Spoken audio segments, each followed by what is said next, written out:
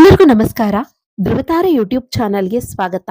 ಸ್ನೇಹಿತರೆ, ಕನ್ನಡದ ಮೇರು ನಟ, ಕರ್ನಾಟಕದ ಆಸ್ತಿ, ಭಾರತೀಯ ಸಿನಿಮಾ ರಂಗದಲ್ಲಿ ಪ್ರಪ್ರಥಮ ಬಾರಿಗೆ ದಾದಾ ಸಾಹೇಬ ಪಾಲ್ಕೆ ಪ್ರಶಸ್ತಿ ಪಡೆದ ಕನ್ನಡದ ಧೀಮಂತ ನಾಯಕ, ಗಾನ ಕೋಗಿಲೆ, ನಟ ಸಾರ್ವಭೌಮ, ವರನಟ ಡಾಕ್ಟರ್ ರಾಜ್ಕುಮಾರ್ ಅವರು. ಡಾಕ್ಟರ್ ರಾಜ್ಕುಮಾರ್ ಅವರಂದ್ರೆ ಕನ್ನಡ, ಕನ್ನಡ ಅಂದ್ರೆ ಡಾಕ್ಟರ್ ರಾಜ್ಕುಮಾರ್ ಅನ್ನುವ ಮಟ್ಟಿಗೆ ಅವರು ಪ್ರಸಿದ್ಧತೆಯನ್ನ ಪಡೆದಿದ್ರು. 1980ರ ಗೋಕಾಕ್ ಚಳುವಳಿಯ ನಂತರ ಕನ್ನಡ ಬಗೆಗಿನ ಅವರ ಪ್ರೇಮ, ಅವರ ಬಗೆಗಿನ ಕನ್ನಡಿಗರ ಪ್ರೀತಿ ಇಮ್ಮಡಿಯಾಯಿತು. ಹಾಗೆ ಗೋಕಾಕ್ ಚಳುವಳಿಯಲ್ಲಿ ಅವರು ವಹಿಸಿದಂತಹ ನೇತೃತ್ವ ತಮಿಳಿಗರಿಗೆ ವಿರೋಧವನ್ನ ಕಟ್ಕೊಳ್ಳುವಂತೆ ಮಾಡಿತು.